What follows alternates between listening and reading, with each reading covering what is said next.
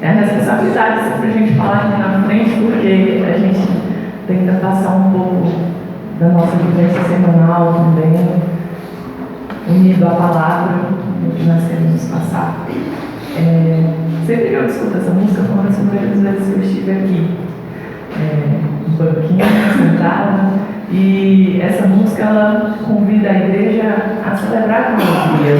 É um momento em que muitas vezes saímos da calmaria de algumas músicas um pouco mais leves, e nos convida realmente a vibrar com o Senhor. Essa música ela é uma das músicas que realmente, sempre que eu estive aqui, sempre me convidou a vibrar. E espero que todos estejam juntos, porque também amar a Deus é ter alegria, não é só ficarmos presos, encolhidos, é mostrarmos o melhor para o mundo, mostrarmos toda a alegria que nós temos no Senhor. Então eu convido todo mundo a vibrar, vamos espantar a preguiça matinal e vamos vibrar junto com essa música. Esse louvor maravilhoso. Amém.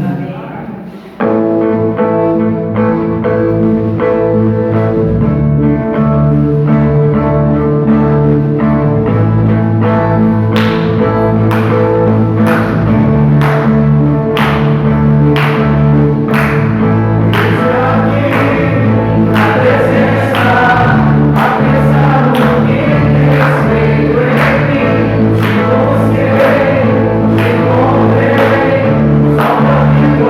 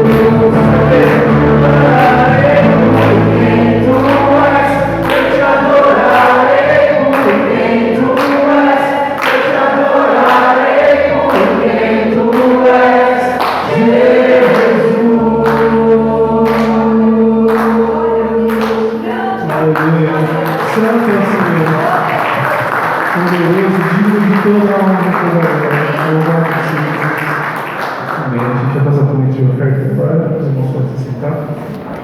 Eu saúdo os irmãos na paz do Senhor, amém? Gostaria de compartilhar com os irmãos Provérbios 11, 25. Na verdade, a gente sabe que o dízimo, ele reflete a fidelidade do homem para com Deus e as ofertas, a sua gratidão. Provérbios 11, 25, ele fala de uma característica do cristão, que é ser generoso, né? E ele diz assim, que quem é generoso progride na vida, quem ajuda será ajudado. Então, nessa manhã, eu pensei em trazer uma reflexão sobre a generosidade, né? Às vezes a gente fala em ser generoso e a gente, buscando na palavra, a gente busca um conceito. O que é ser generoso, né? O que é ser generoso? Então, eu busquei uma definição que eu acho interessante compartilhar com os irmãos, que diz assim: generosidade é uma qualidade que leva você a ser gentil, solidário com as pessoas, né? Apesar de se envolver em atos que visem beneficiar o outro, o bem-estar do outro, quando você é gentil e generoso, esse ato é capaz de aumentar o seu próprio bem-estar. Eu achei isso muito interessante, falei, vou levar. Então, irmãos, ser generoso é uma característica de Deus e deve ser uma característica dos seus filhos. Porque Deus nos dá mais do que a gente merece. Isso na nossa vida, na saúde, no nosso trabalho, né? Eu sempre penso assim, se a gente parar hoje para olhar para trás, a gente vê o quanto que a gente conseguiu avançar. Como Deus foi generoso. Como Deus foi generoso. Às vezes, quando a gente está no meio da luta, a gente não consegue vislumbrar o futuro, né? Porque o futuro pertence ao Senhor. Mas a gente vai atravessar o mar, né? A gente vai chegar do outro lado e vai olhar e falar assim, puxa, eu passei, eu cheguei. Então, eu acho que nós precisamos parar realmente, né? E colocar certos conceitos, porque às vezes a gente não consegue fazer as coisas porque não tem o entendimento. A gente precisa ter o entendimento para poder fazer de coração. E aí, o que acontece? Quando a gente é gentil, é generoso, quer na nossa oferta, quer na ajuda com alimento, com qualquer coisa que a gente faça, é uma maneira que Deus nos oferece de atender a necessidade e o interesse do outro, assim como Deus atende os nossos. Isso é muito interessante, né? Deus é generoso conosco e é uma característica de Deus que Ele quer imprimir em nós, né? Então a gente precisa atender a necessidade, o interesse do outro, do nosso igual, do humano, com maior força aquele que está necessitado. Porque Deus é assim, porque Deus faz assim. Amém? Então, se o pai faz a característica do pai, logo o filho tenta copiar, né? Tenta fazer. Então, com essa reflexão, né, pensando um pouco nisso, nós vamos dizimar e ofertar ao Senhor. Dízimo é fidelidade, né? Resposta à fidelidade de Deus para conosco e a oferta, ela é gratidão. Amém?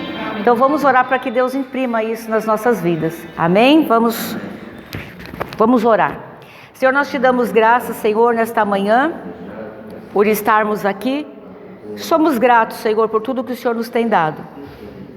Muito obrigado por o lugar onde nós chegamos.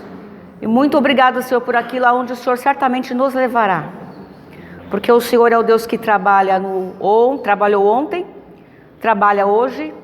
E o Senhor continua trabalhando, Senhor, para fazer aquilo que o Senhor quer fazer nas nossas vidas. Que o Senhor possa, Senhor, conforme Provérbios 11, 25... fazer aquele coração generoso e gentil prosperar. Porque a prosperidade, Senhor, ela exige administrar o que o Senhor tem nos dado com sabedoria e ser generoso. Porque assim nós vamos progredir. Então, se queremos progredir, precisamos aplicar esses princípios. Ser generoso com o nosso próximo, Senhor, principalmente com os mais necessitados, atender às dificuldades e os compromissos da Tua igreja, do Teu reino. Ó Senhor querido, e que nós possamos, Senhor Deus, verdadeiramente ser dizimistas e ofertantes, progredir na vida, Senhor, e atender sempre, sempre, sempre, Senhor, aquele que precisa, não querendo nada para nós mesmos, mas sentirmos simplesmente felizes, solitariamente felizes aqui, porque fomos capazes, Senhor, pela Tua graça e misericórdia, de atender a um necessitado, a um que precisa, Senhor, assim como somos atendidos pelo Senhor. Obrigada, Senhor, por termos a oportunidade de ter essa característica do Senhor. O Senhor é generoso quando nós nem merecemos.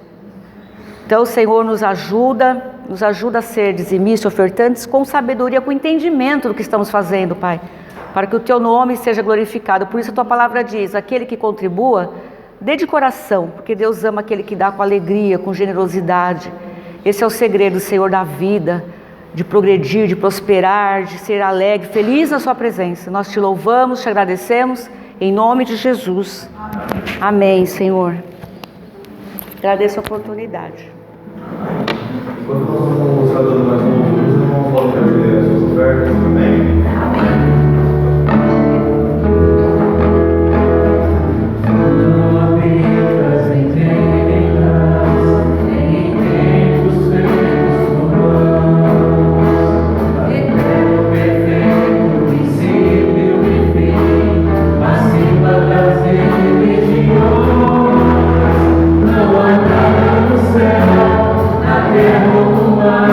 Semelhante a ti, Senhor.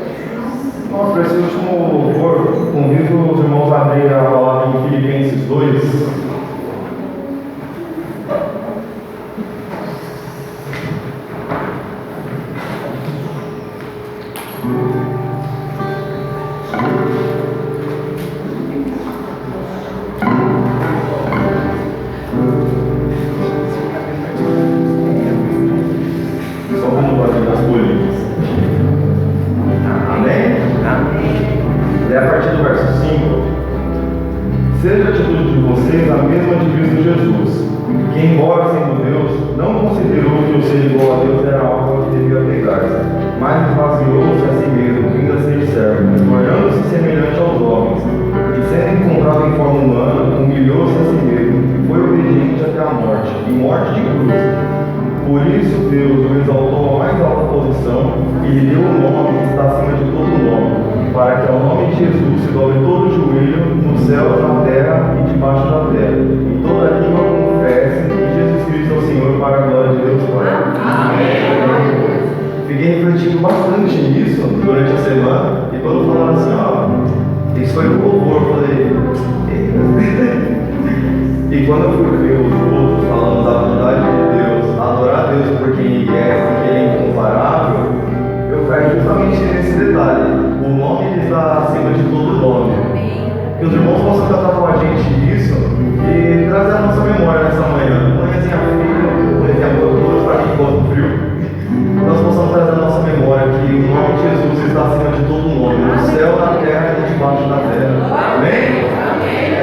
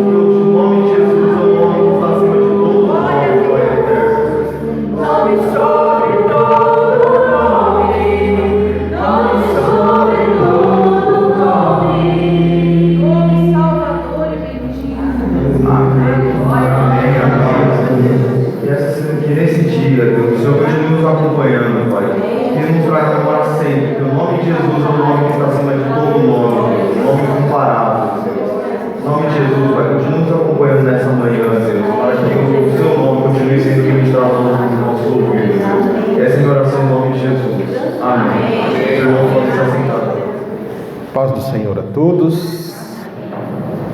É bom, é muito bom estar na presença do Senhor. É bom louvar ao Senhor, é bom orar a Ele, é bom sentir a presença dEle, saber que Ele está conosco em todos os momentos, saber que a bondade dEle nunca nos abandona, saber que independente da luta, o Senhor é conosco. Saber que o Senhor nos colocou neste lugar com propósitos, com um sentido para as nossas vidas. E muitas vezes as pessoas chegam a lugares como esse sem saber por que vieram ao mundo, por que estão aqui. E quando tem um encontro com Jesus, o Senhor dá novo sentido à existência de cada um de nós. Eu quero dar os avisos da semana. Nós temos programações aí no decorrer dessa semana. Terça-feira de oração às 20 horas. Quarta-feira às 19h30 nós temos o estudo com o projeto Sementes da Vida, né? As pessoas que estão se preparando para o batismo. Nós já tivemos o nosso primeiro encontro, foi tremendo, foi muito bom, né? Os irmãos estiveram presentes aí, puderam aproveitar bastante.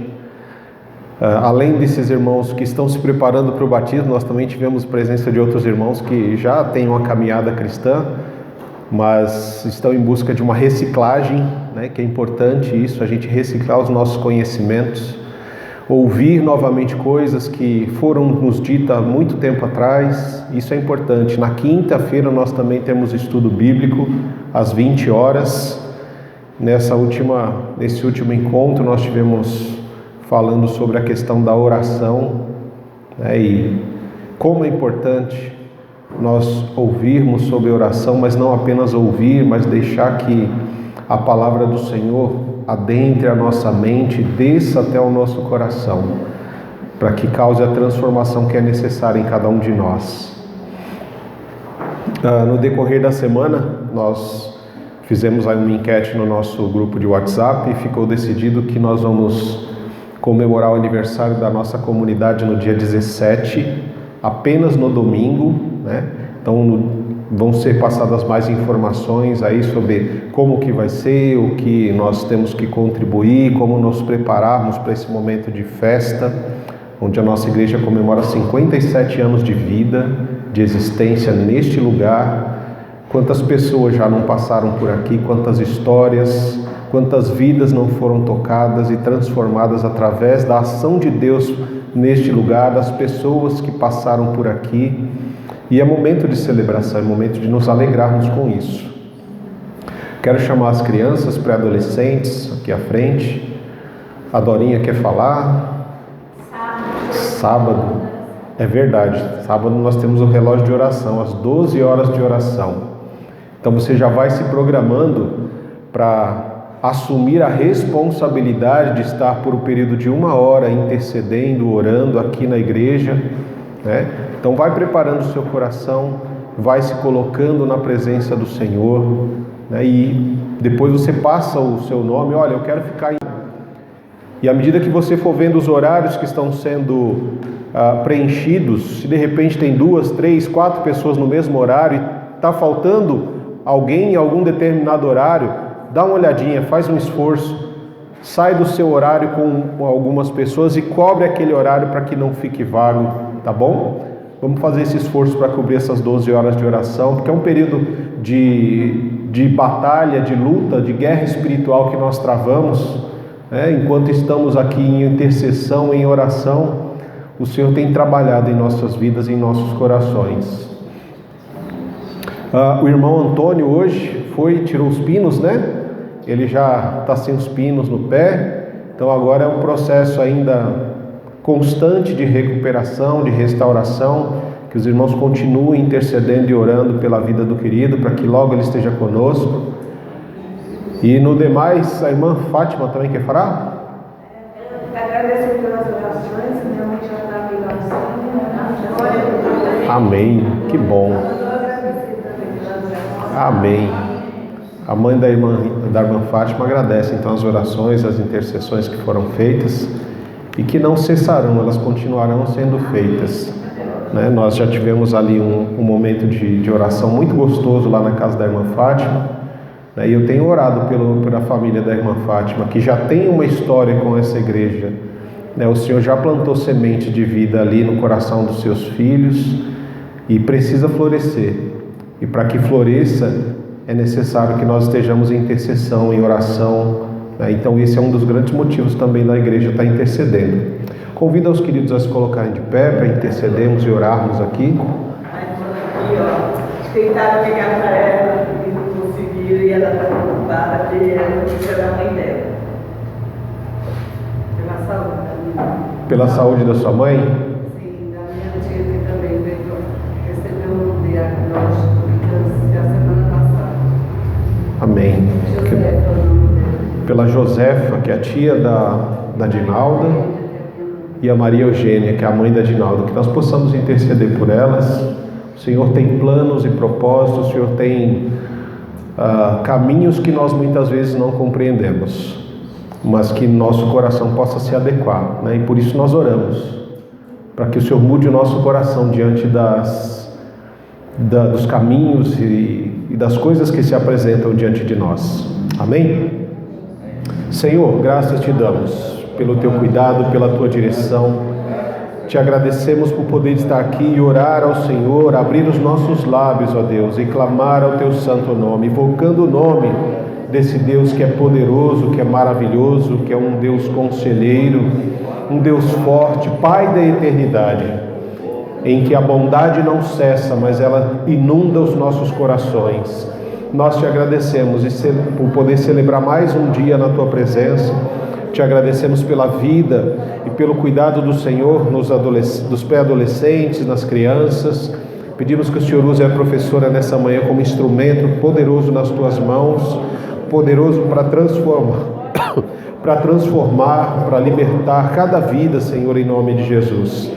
O Senhor ouviu os pedidos que foram colocados no teu altar e nós rogamos ao Senhor que intervenha nessas situações, ó Pai, poderosamente, manifestando o teu querer, a tua vontade, o teu poder sobre as vidas.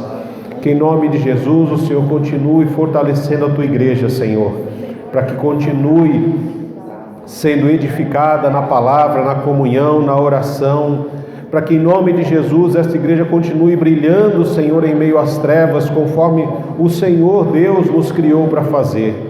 Em nome de Jesus eu rogo ao Senhor também em favor da ministração da tua palavra nessa manhã, que ela venha de encontro aos nossos corações e fale aquilo que é necessário que nós possamos ouvir, Deus. Santo e poderoso é o teu nome, e nós cremos que o Senhor se faz presente nesse lugar, neste momento, e continuará falando conosco por meio da tua palavra e do teu Santo Espírito agindo em nós e através de nós. Por isso oramos em nome de Jesus. Amém. Amém. Queridos, podem se assentar. Deus abençoe vocês que vão para o culto lá no fundo. E aos queridos que permanecem aqui, eu convido a abrir a palavra do Senhor em Gênesis, capítulo 32. Gênesis 32.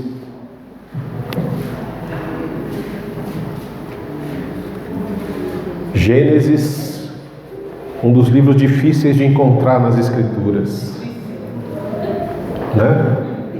Gênesis 32, nós vamos ler a partir do verso 22.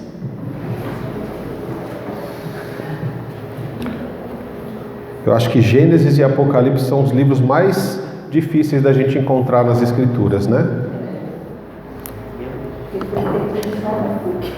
E depois dele só Sofonias, Naum, Abacuque, né? Aí esses daí dão um pouquinho de trabalho.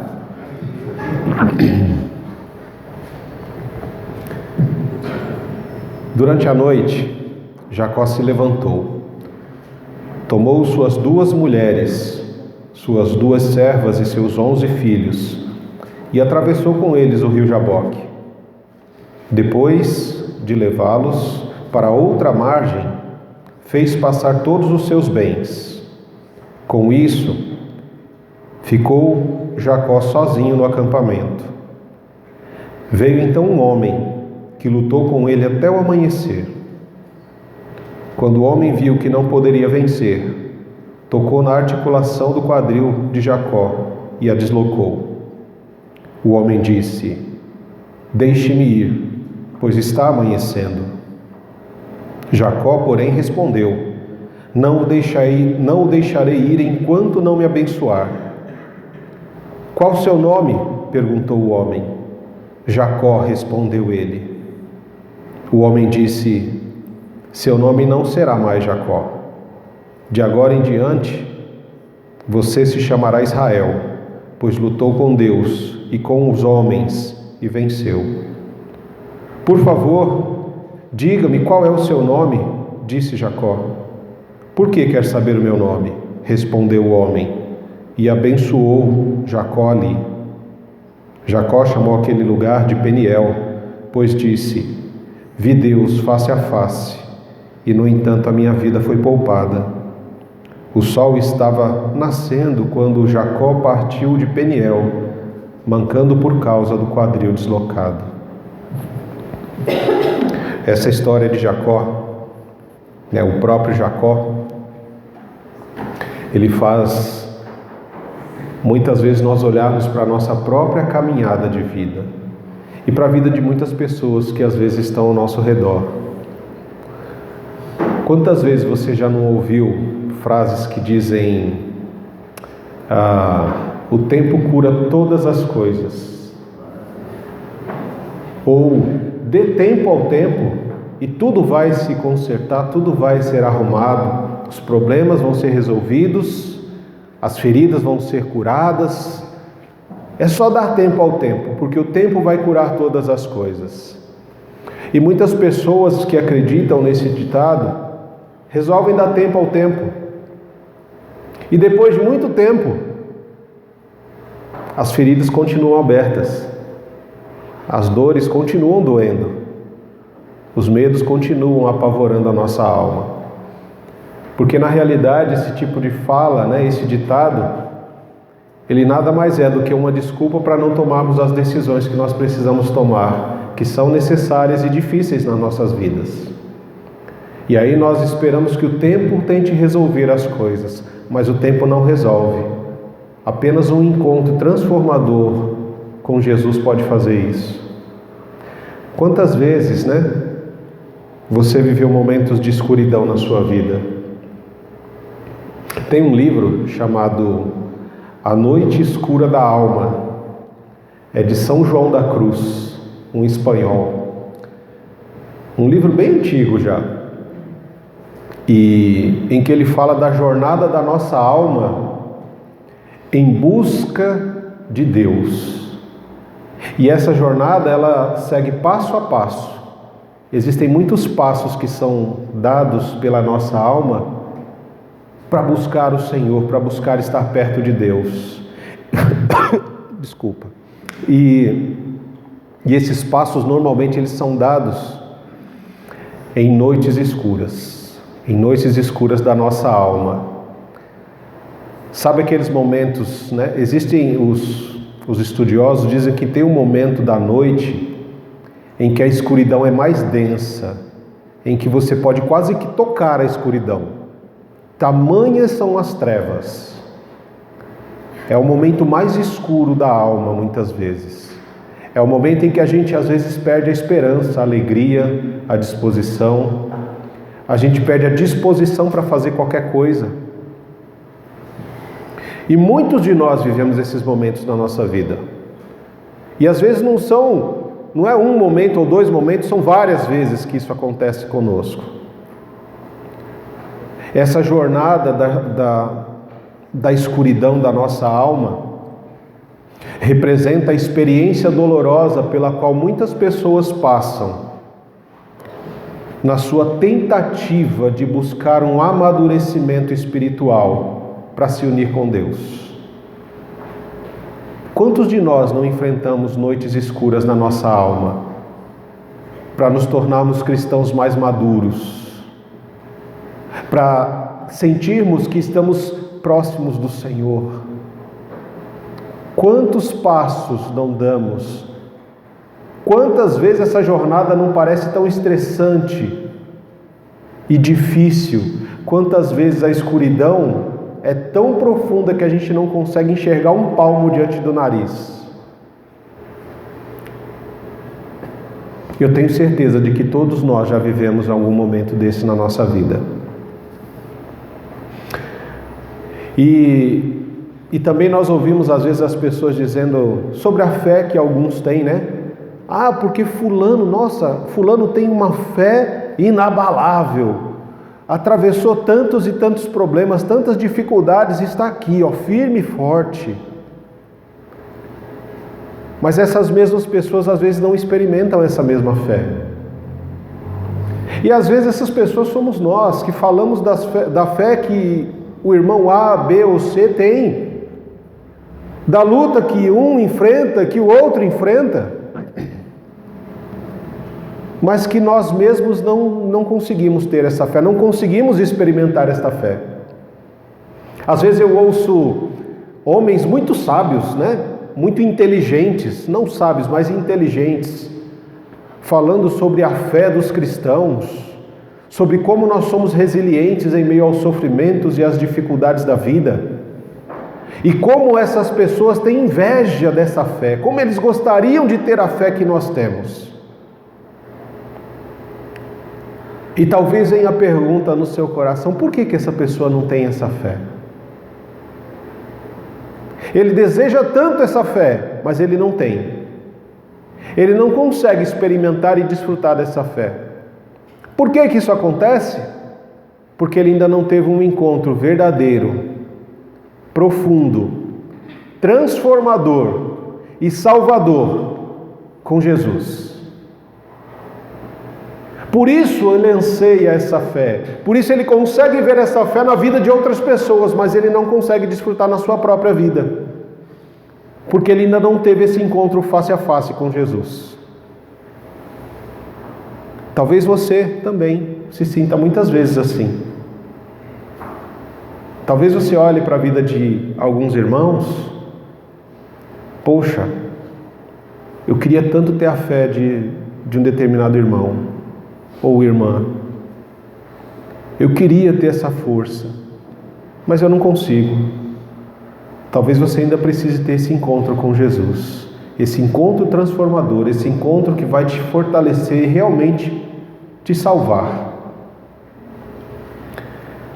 Quando olhamos para a vida de Jacó, Jacó era o tipo de pessoa que tinha tudo para dar errado na vida. Ele já era o filho mais novo, então ele já não teria o direito da primogenitura. Quando vai nascer, ele nasce agarrado no calcanhar do irmão, e aí ele recebe um nome que vai determinar a sua personalidade: um enganador, um usurpador. Jacó era o conhecido esperto, né? É aquele cara que a gente conhece hoje que quer levar vantagem em tudo. Ele quer ser o esperto, ele quer ser aquele que passa a perna em todo mundo. Tudo o que acontece, ele quer tirar vantagem. Ele nunca aceita perder em momento nenhum. Ele só quer ganhar, ganhar, ganhar. E à medida que ele vai vivendo a vida, ele vai ferindo pessoas, ele vai magoando pessoas. Porque se ele só quer ganhar, então todo mundo tem que perder para ele poder ganhar. Nos relacionamentos dele, ele sempre tem razão, ele sempre está certo. Nas discussões, ele sempre vence. Nos negócios, ele sempre ganha. Se é para disputar um lugar, o lugar melhor é sempre o dele. Como que a gente convive com alguém assim? Difícil, né? Porque para você conviver com alguém assim, você está sempre errado, você sempre perde, você nunca vai ganhar, você sempre está atrás dele. E o Jacó era esse tipo de gente. E a vida dele, à medida que ele foi vivendo e convivendo com as pessoas, ele foi deixando um rastro de relacionamentos quebrados, de pessoas magoadas, de pessoas enganadas, de pessoas furiosas com ele, a começar na sua casa. Desavença entre os pais, porque os pais também tiveram a sua cota de participação quando cada um tinha um filho predileto. enganando seu pai, enganando seu irmão, fugindo depois, enganando, né? Sendo enganado e enganando Labão. E é complicado viver assim, porque Jacó vivia uma vida fugindo. Ele fugia das pessoas, ele fugia das situações que poderiam causar incômodo ou situações que trariam ele a ser confrontado. E você já viveu tempos fugindo de coisas ou de pessoas ou de situações? É difícil, né? Fugir. Não vou para esse lugar porque tem determinada pessoa. Não vou estar aqui porque determinada pessoa vai chegar, então tem que ir embora. Não vou trabalhar aqui por causa disso ou daquilo. Não vou fazer aquilo por causa disso. E a gente vai sempre fugindo de pessoas, de situações, de circunstâncias que possam trazer algum tipo de desconforto, de confronto, de tristeza. E aí a gente vai fugindo, até que chega um momento em que a gente cansa de fugir. Quem vive fugindo, vai chegar um momento em que você vai se cansar de fugir das pessoas, das situações, das circunstâncias, e aí você precisa parar. E é exatamente o que aconteceu com Jacó. Ele fugiu muito. Ele tentou fugir de todas as formas que ele podia das situações e de confrontos da vida. Até que ele chega em um lugar em que ele é confrontado, porque desde que ele começa a fugir, ele tem a consciência de que Deus não é o Deus dele. Assim como eu falei, ele tinha tudo para dar errado. E ele não reconhecia Deus como sendo o seu Deus, mas era o Deus do pai dele e do avô dele. Se você lá olhar em Gênesis 28, verso 20 e 21, está registrado isso. Ele coloca condições para Deus ser o Deus dele também. Então era o Deus de Abraão e o Deus de Isaac, mas não era o Deus de Jacó. Jacó não conhecia esse Deus. E para ele se tornar o seu Deus, Jacó colocou lá algumas condições, depois você dá uma olhadinha aí no texto. Que Deus o abençoasse, que Deus o protegesse, que Deus o livrasse, que Deus o sustentasse, que Deus suprisse as suas necessidades, né? Ele coloca um monte de coisas. Se o Senhor quer ser mesmo meu Deus, assim como foi do meu avô e do meu pai, o Senhor vai ter também, tem algumas condições minhas que tem que ser supridas. E Jacó vai vivendo uma vida de condições impostas a Deus, de fuga, de medo, porque quem engana também vive sempre com medo de ser enganado, né? É o tipo da pessoa assim, como eu sempre quero ter vantagem, então eu vou sempre tentar passar a perna em alguém. Só que eu tenho que estar sempre esperto, porque do jeito como eu faço com as pessoas também vão fazer comigo. E Labão foi um cara que mostrou para Jacó, não é só bater, tem hora que você apanha também. Não é só enganar, tem hora que alguém vai passar a perna em você também. Né? E o Labão fez isso com Jacó. E a gente vai vivendo a vida, olhando para trás, e chega um momento que a gente fala, poxa, não dá mais para continuar. São tantos estragos que eu fiz na vida das pessoas e eu não consegui construir uma vida realmente boa para mim. E uma boa parte da responsabilidade de tudo que aconteceu é minha, por ser quem eu sou. Eu estou cansado de ser quem eu sou, de fazer o que eu faço. E aí Jacó chega em um determinado lugar. E à noite, né, ele começa a passar por aquele vale. As esposas, os filhos, os bens, e leva tudo para o outro lado da margem. E ele volta e fica sozinho à noite naquele vale. Alguns diriam que é o vale da sombra e da morte. É o lugar da escuridão da alma. É o lugar aonde Jacó cansou de fugir. Ele falou, olha, eu vou ficar aqui. Se for para morrer nesse vale, eu vou morrer nele. Se é nessa escuridão que eu vivi a minha vida inteira, é nessa escuridão que eu vou permanecer. Porque ele sabia que do outro lado daquele vale tinha um irmão furioso. Esaú tinha sido enganado. A vida de Esaú era consequência da usurpação de Jacó. E o Jacó estava cansado de fugir da família, cansado de fugir de todo mundo, e ele queria se reconciliar com o irmão, mas ele sabia que o tempo não cura as feridas da alma. O tempo não faz uma pessoa que está furiosa com você ficar de bem com você. E então, quando ele chega naquele momento, ele atravessa todas as coisas e fica ali parado. E aí eu quero começar a desenvolver esse texto com vocês, esse texto que nós lemos. E o primeiro ponto que eu quero destacar é que Deus nos encontra na noite escura da nossa alma. No momento em que parece que está tudo perdido, no momento em que você cansou de fugir, você já não tem mais força para ficar fugindo, enganando, fazendo e acontecendo, aí você para e fala, ó, cansei de fugir. E aí quando você para e cansa de fugir, o tempo não vai parar, ele continua. E até que as coisas te alcançam. E aí vem naquela noite, você começa a lembrar de todas as coisas. Das pessoas que você magoou, das pessoas que te magoaram, dos momentos que você causou desconforto nas pessoas, dos momentos em que você ficou desconfortável, dos relacionamentos que você quebrou, das palavras que você disse que não deveria ter dito, das ações que você tomou, erradas muitas vezes, que destruíram relacionamentos e vidas. Porque as nossas decisões não afetam só a nós, mas afetam as pessoas que estão ao nosso redor.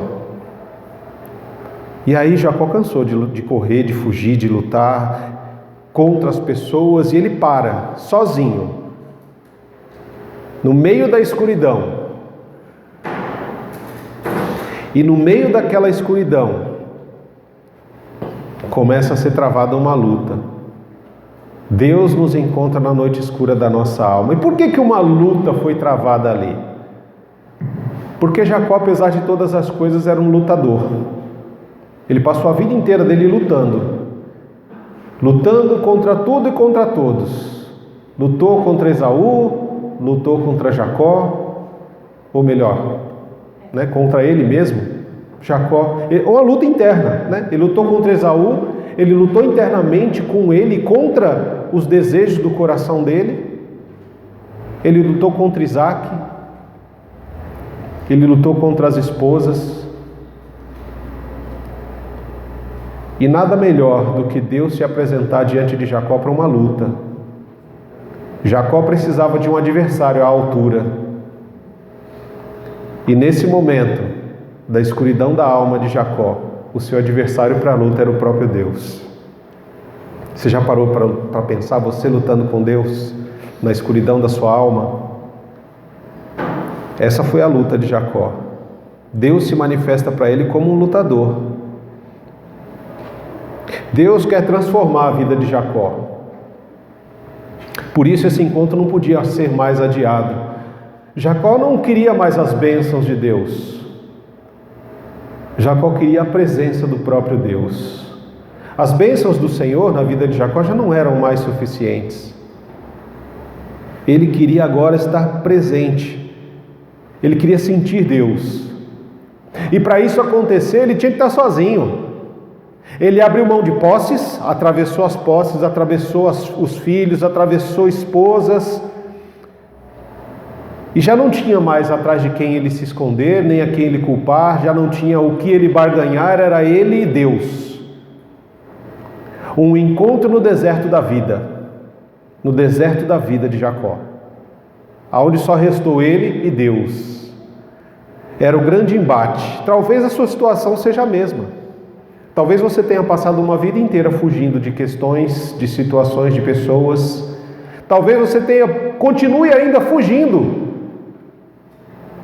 de confrontos que precisam ser resolvidos. E para fugir desses confrontos, você toma uma decisão de que o tempo vai resolver. O tempo não vai resolver. Você tem que tomar a decisão que é necessária. Você tem que assumir a postura que Deus espera que você assuma, para resolver os problemas que talvez você tenha criado na sua trajetória de vida, para reconciliar, para restaurar relacionamentos que foram destruídos. Mas para isso acontecer, você primeiro precisa ter esse encontro com Deus. Esse é o primeiro e grande ponto. Você precisa parar de fugir. Para de fugir. E Deus vai te encontrar na escuridão da sua alma. O segundo ponto que eu quero destacar é que Deus não desiste de você, independente da tua resistência. Quando olhamos esse texto, nós vemos que o Jacó lutou uma noite inteira, cara. Foi uma noite inteira, aquele embate. E aí, na nossa mente, a gente pensa numa luta de socos, de chutes, né? E quando fala que Deus lutou uma noite inteira, foi uma luta de oração, irmãos. Não foram socos e chutes. Você acha que Deus vai se apresentar como um lutador para sair na mão com Jacó? Não. Foi uma luta de oração. E lutas de orações, elas são muito complicadas. Jacó, ele usou toda a força que ele tinha contra a força de Deus. Ele usou todo o poder, todo o que ele tinha contra Deus. Jacó era um homem duro de coração, um homem resistente. E por isso era tão difícil a conversão do coração daquele homem. Mas Deus não o abandonou. Porque esse mesmo Deus que estava lutando com Jacó naquela noite foi o mesmo Deus que tinha escolhido Jacó desde o ventre materno. A lei dizia que era o filho mais velho que deveria ter o direito de primogenitura, mas Deus, já no ventre materno, ele já tinha dito: olha, eu escolho o filho mais novo, porque não são as leis dos homens que prevalecem, mas a lei de Deus. Não é a vontade do homem, do ser humano que prevalece, mas é a vontade de Deus. Não importa a circunstância, não importa o que dizem as tradições, não importa o que dizem as religiões. Deus tem uma vontade, Deus tem os escolhidos, e Deus escolheu Jacó. Apesar de uma vida em que ele tinha tudo para dar errado, não deu por quê? Porque Deus o havia escolhido, Deus o sustentou, Deus o fortaleceu, Deus o livrou. E quantos livramentos o Senhor não dá para mim e para você que não enxergamos todos os dias?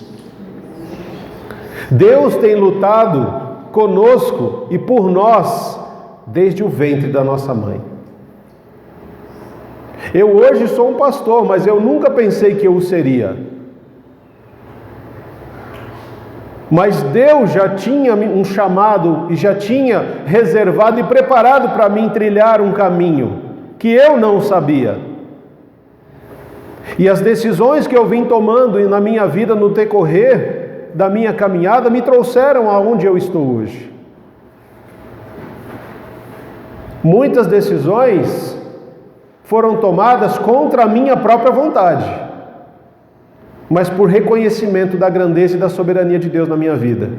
Mas não foram decisões fáceis, foram lutas travadas. E talvez você esteja lutando com Deus. Você já parou para pensar que Deus tem um plano e um propósito para a sua vida e talvez você esteja resistindo?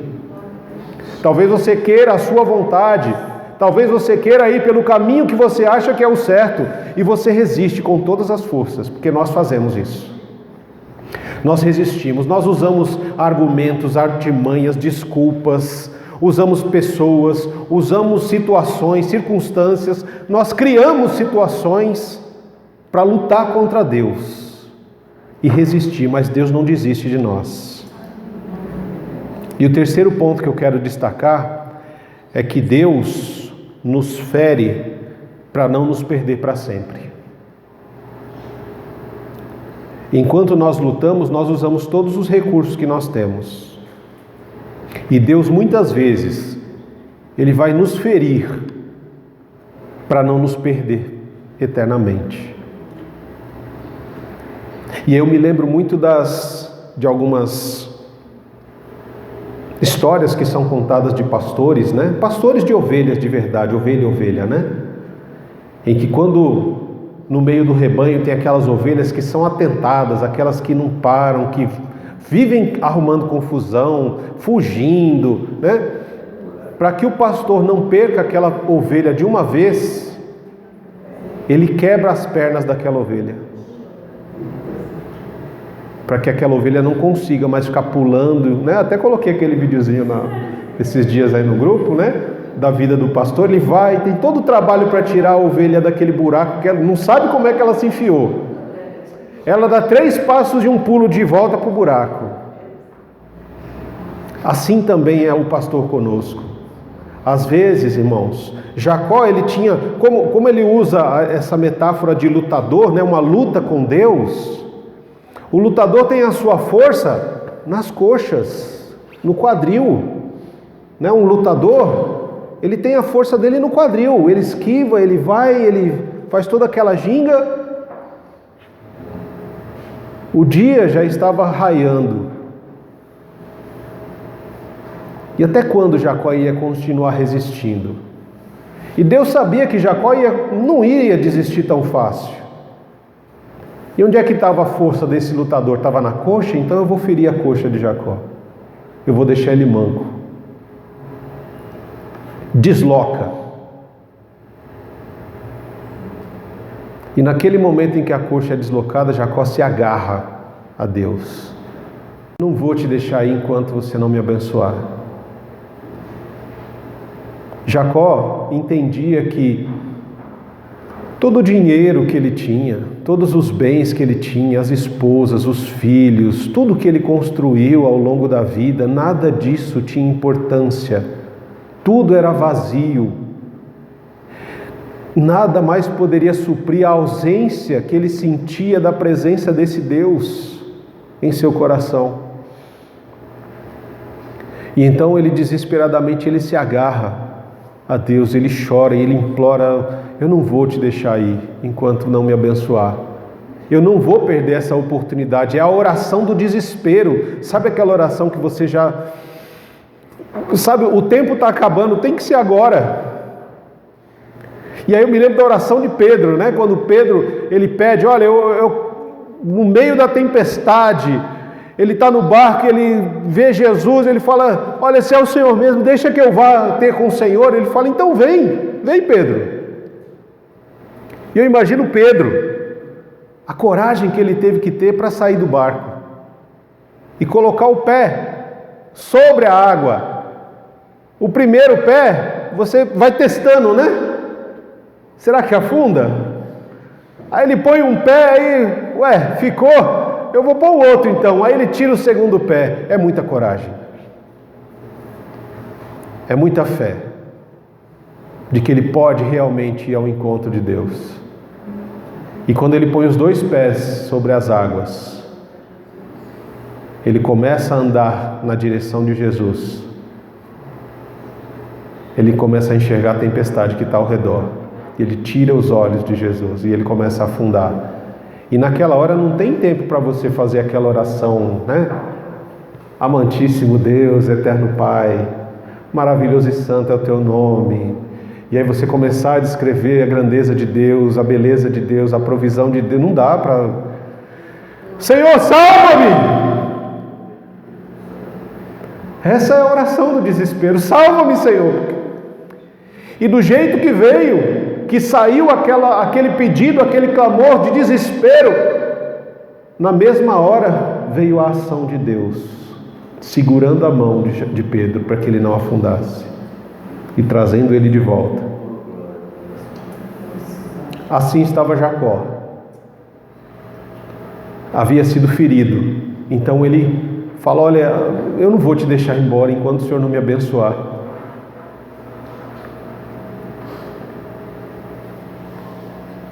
Se for preciso, Deus, Ele vai ferir o seu corpo.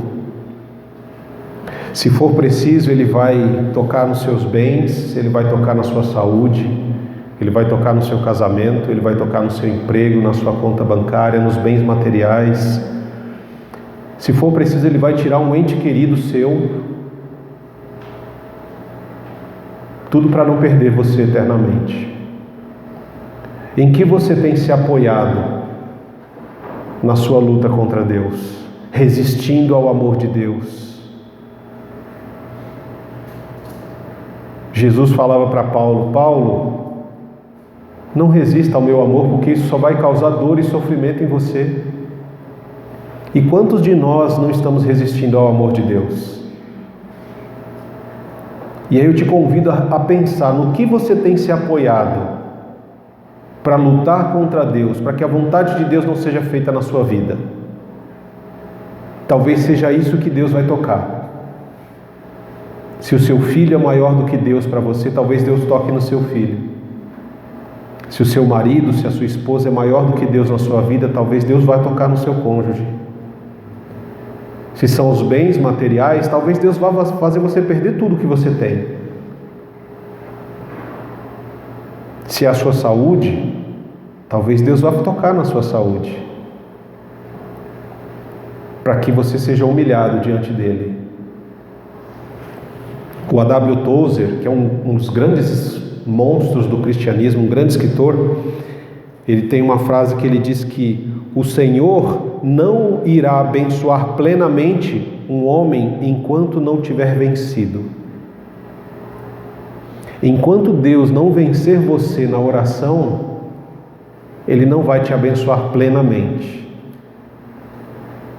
Talvez Deus tenha, e com certeza eu creio que Ele tem abençoado a sua vida no decorrer da tua existência e da tua caminhada.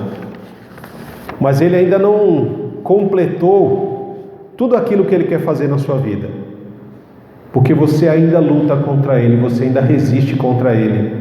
E enquanto Ele não vencer você, Ele não te abençoará plenamente. O quarto ponto que eu quero destacar é que a bênção de Deus é para aqueles que reconhecem a sua fraqueza, a sua dependência e se arrependem do seu pecado. A bênção de Deus é para aqueles que reconhecem a sua fraqueza, a sua dependência e se arrependem do seu pecado. A luta contra Deus é uma luta que requer de nós tudo que nós temos: física, emocional, psicológica e espiritualmente. Por isso que nós conversamos na quinta-feira que nós não sabemos orar. Porque a nossa oração, nós entendemos que orar é falar, é falar, é falar, e não é isso. Uma verdadeira oração, ela requer tudo de nós. Ela requer que você tenha um coração contrito e quebrantado, que você tenha ouvidos atentos para ouvir Deus, que você tenha disposição para reconhecer os erros que você tem cometido e a disposição para se arrepender deles. Jacó, fisicamente ele estava esgotado, coxo, manco. Ele já não tinha mais condições. A sua fraqueza o havia tomado. Aonde ele havia se apoiado na luta contra Deus, Deus havia tocado e ferido. Então, ele reconhece a sua fraqueza diante de Deus. E ele se agarra ao Senhor, reconhecendo a sua dependência. Ah, Senhor, eu não vou te largar enquanto o Senhor não me abençoar. Porque eu sei que se o Senhor sair daqui, talvez eu não tenha uma nova oportunidade. E tudo que eu tenho não é nada. Assim como Paulo diz, é como esterco, Senhor. Eu considero tudo que eu tenho como esterco, como fezes. Não vale nada, não tem valor algum. Tudo isso eu deixo porque eu preciso do Senhor. Eu reconheço a minha dependência, eu reconheço a minha fraqueza. Jacó, ele se humilha, quebrantado diante de Deus.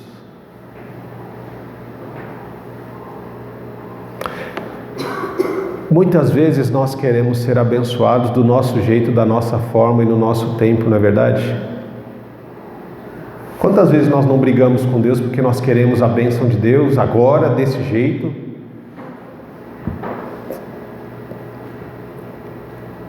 Mas Deus não vai nos abençoar enquanto Ele não fizer aquilo para o qual Ele veio.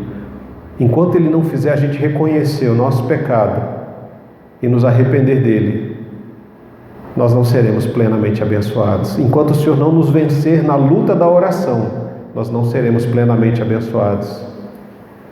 E aí Deus, Ele vem e faz uma pergunta para o Jacó, né? Estava Deus e Jacó no meio do vale do Jaboque. Só os dois no breu, naquela escuridão.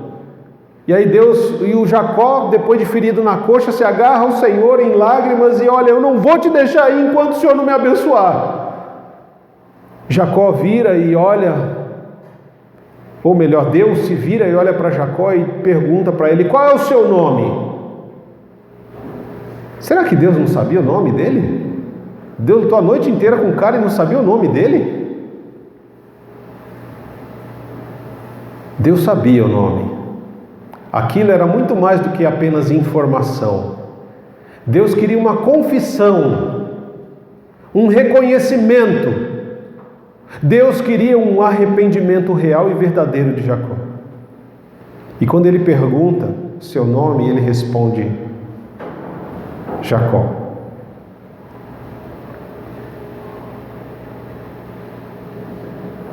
Se você olhar em Gênesis 27, 36, Esaú reclama com Jacó, chamando ele de usurpador, de enganador, porque já era a segunda vez que Jacó enganava Esaú. Se você olhar um pouquinho antes, no capítulo 27, dos versos 18 e 19, há 20 anos atrás, Jacó tinha ouvido a mesma pergunta de seu pai. Isaac havia perguntado, quem está aí? Quem é você? É o meu filho? E naquele momento, Isaac esperava que fosse Esaú, que tinha ido preparar comida para ele. E aí o Jacó toma o lugar de Esaú e diz, sou eu, pai, seu filho Esaú.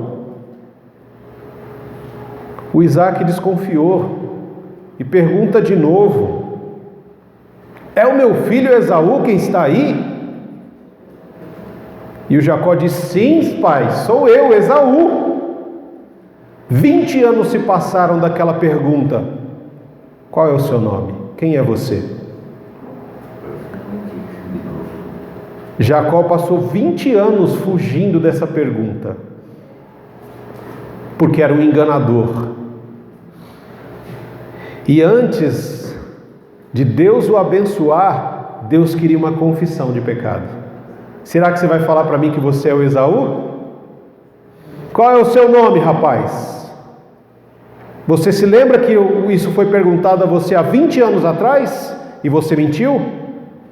Eu quero te perguntar de novo, qual é o seu nome?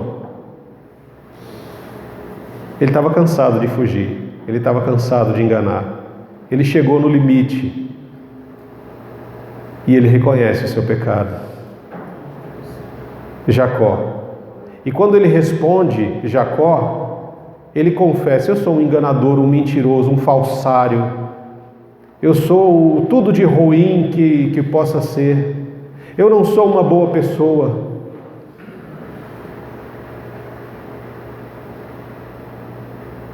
A bênção de Deus é para aqueles que reconhecem a sua fraqueza, a sua dependência e se arrependem do seu pecado.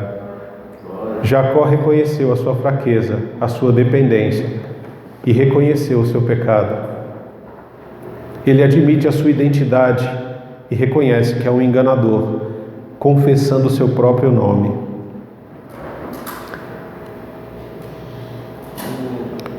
E como último ponto, quinto ponto, eu quero destacar que Deus quer ser o seu Deus.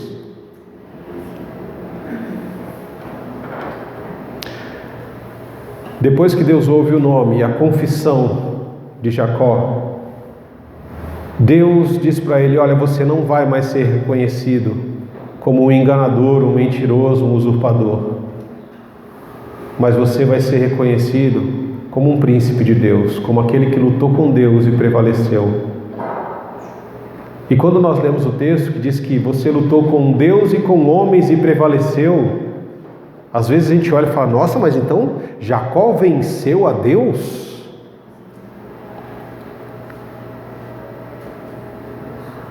Na realidade, o coração de Jacó foi transformado na oração. Ele já não era mais um enganador quando ele confessou o seu pecado e se arrependeu dele. E esse Deus que lutou com Jacó uma noite inteira, ele mudou o nome de Jacó para Israel. Ele mudou o coração de Jacó. Ele mudou a mente de Jacó. Ele mudou a vida de Jacó.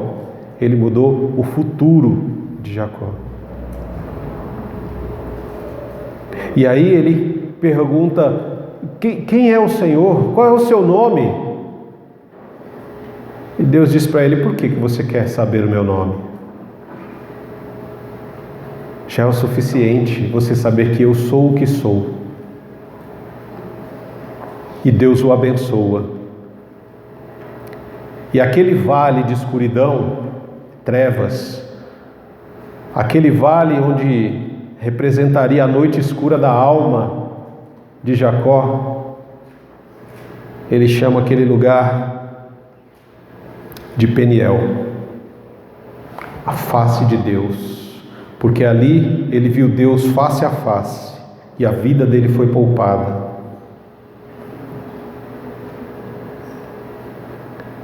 Quando nós passamos quando vemos essa passagem de eu vi Deus face a face, irmãos, a face é onde nós vemos um sorriso, a face é onde nós vemos um rosto carrancudo, a face é onde nós vemos lágrimas, a face é onde nós vemos luz e escuridão. Quando a palavra do Senhor nos fala sobre a face de Deus, a face oculta de Deus representa o seu juízo. Quando Deus ele vira a sua face, representa que nós fomos rejeitados por Deus. Mas quando nós temos um encontro face a face com Deus, quer dizer que Deus está olhando para mim, Deus está olhando para você. Representa a bênção de Deus. Deus quer nos abençoar. A face de Deus, ela brilha no meio da nossa escuridão. Quando olhamos Deus face a face, essa face, a luz dessa face adentra os nossos olhos, curando olhos, ouvidos, adentra a nossa mente e nos invade com uma torrente de cura, curando mente, coração, alma, curando as nossas emoções, curando os nossos pensamentos, dando um novo rumo para a nossa vida, mudando o nosso futuro, trazendo de volta a alegria da salvação em nosso coração. Deus mudou o nome de Jacó para Israel. E eu me lembro de uma ilustração de Alexandre o Grande, que foi um dos grandes guerreiros que existiram na antiguidade. Ele vencia todas as suas batalhas. E um dia ele, voltando de uma batalha, ele encontra um homem encolhido embaixo de uma mesa, tremendo de medo. Ele chama aquele homem, pergunta para ele: o que está acontecendo? Por que você está aqui? Eu estava apavorado, porque os soldados começaram a invadir e eu não sabia o que fazer, e eu fiquei tomado de pavor, corri e me escondi aqui, com medo de morrer. Alexandre o Grande pergunta para aquele homem: qual é o seu nome? E ele olha para Alexandre e fala: meu nome é Alexandre.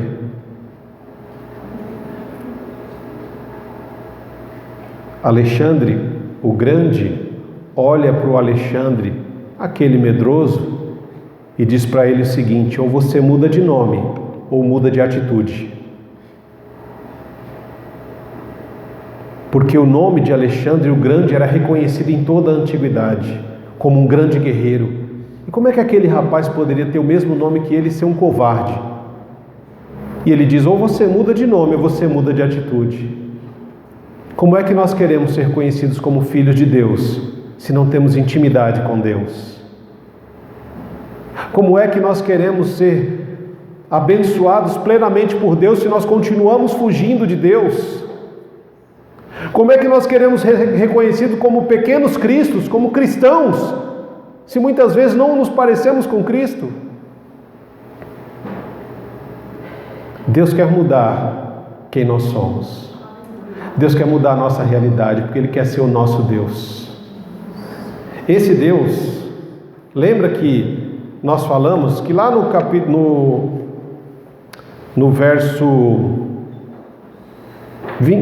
28, versos 20 e 21, Ele disse, olha, você não é o meu Deus, você é o Deus do meu avô, você é o Deus do meu pai, mas não é o meu. E Ele colocou condições para Deus ser o seu Deus. Se você olhar comigo, no capítulo 33, a partir do verso 18, a palavra diz que depois de percorrer todo o caminho desde Padã Arã, Jacó chegou em segurança à cidade de Siquém, na terra de Canaã, acampou em seus arredores.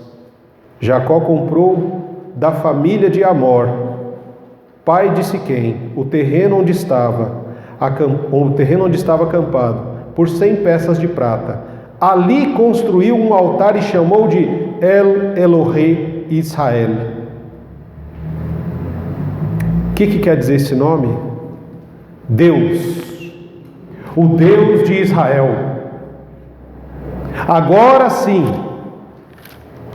é o Deus de Abraão, o Deus de Isaac e o Deus de Jacó, que transformou o nome de Jacó para Israel. Ele agora também era o Deus de Israel. Irmão, irmã, Deus quer ser o seu Deus. Você precisa parar de lutar e saber que Ele é Deus. O Salmo 46 diz, aquietai-vos e sabei que eu sou Deus. Para de lutar. Até quando você vai querer lutar contra Deus? Quanto tempo mais você vai resistir ao amor de Deus? Para de lutar. Reconhece a tua fraqueza. Você nunca vai ganhar de Deus. Reconhece a tua fraqueza. Reconheça a sua dependência. Antes que Deus quebre as suas pernas, como o pastor faz com a ovelha para não perder a ovelha de uma vez. Cuidado com aquilo no qual você tem colocado as suas forças para resistir contra Deus, porque Deus vai tocar nisso. Por quê? Porque Deus não desiste de nós. Ele nos escolheu no ventre materno antes da fundação do mundo.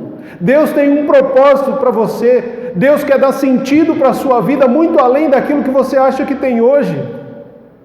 Às vezes você está vivendo amargurado, amargurada, sem sentido da vida, porque você precisa ter um encontro verdadeiro, profundo, transformador e principalmente salvador. Você precisa ter um encontro face a face com Deus. E quando a face de Deus resplandecer sobre você, Ele vai criar dentro de você um coração puro. Ele vai renovar dentro de você um espírito estável. E vai ser tão bom que você, na sua oração, vai dizer: Senhor, de forma alguma retires de mim o teu Santo Espírito. E Ele vai devolver a alegria da salvação para você. E Ele vai te sustentar com um espírito pronto para obedecer todo e qualquer chamado que Ele fizer a você. Quanto tempo você está lutando com Deus? O texto, quando nós lemos, parece que foi só uma noite, né? Mas na realidade, no mínimo 20 anos efetivos, Jacó estava lutando contra Deus. A noite de Jacó, no mínimo, durou 20 anos. Tem muitas pessoas, irmãos, que a noite pode durar algumas horas, para alguns a noite pode durar alguns dias, meses, e para muitos outros anos. Anos de escuridão, anos de luta, anos de resistência. Até quando? Até quando você vai resistir ao amor de Deus? Até quando você vai achar que as bênçãos de Deus são suficientes? Porque elas não são. As bênçãos de Deus não são nada sem a presença de Deus.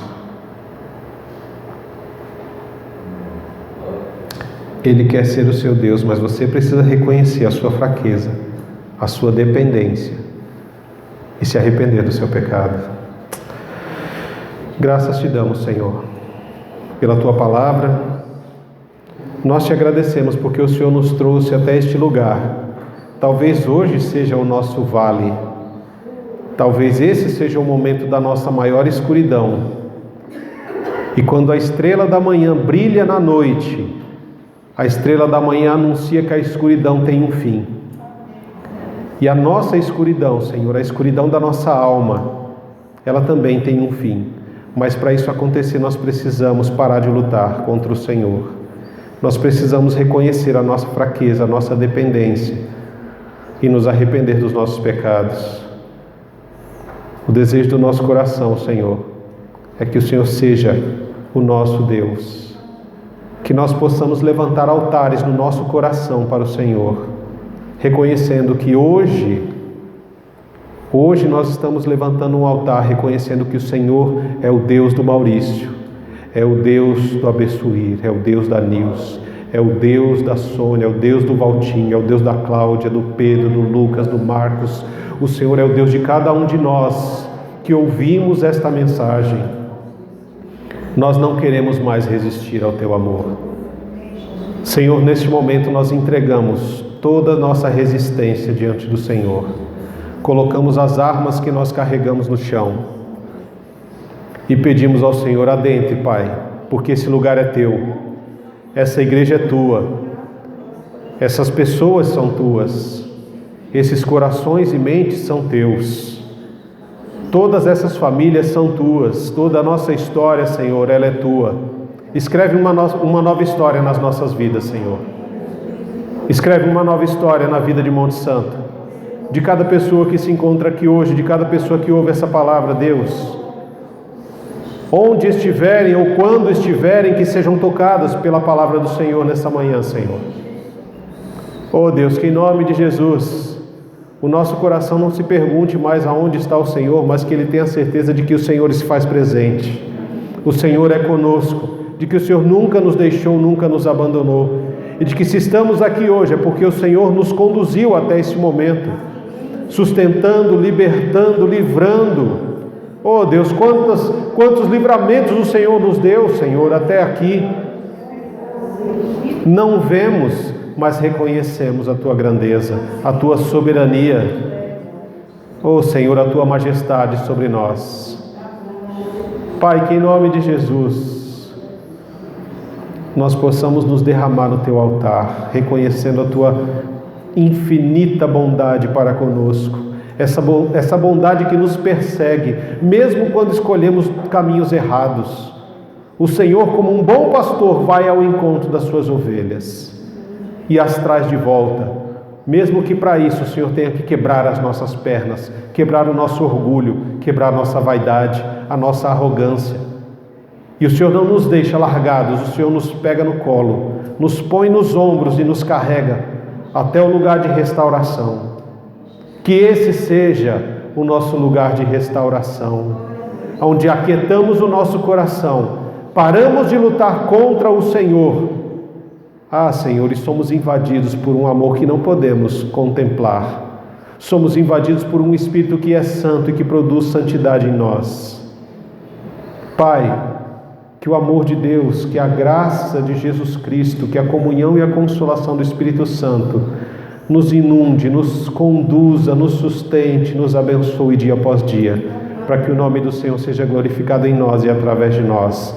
É a nossa oração em nome de Jesus. Amém. Amém, queridos. Que Deus os abençoe, os guarde, os proteja e os conduza de volta aos seus lares. E que toda e qualquer escuridão que possa haver dentro de nós possa ser dissipada pela luz da santidade de Deus.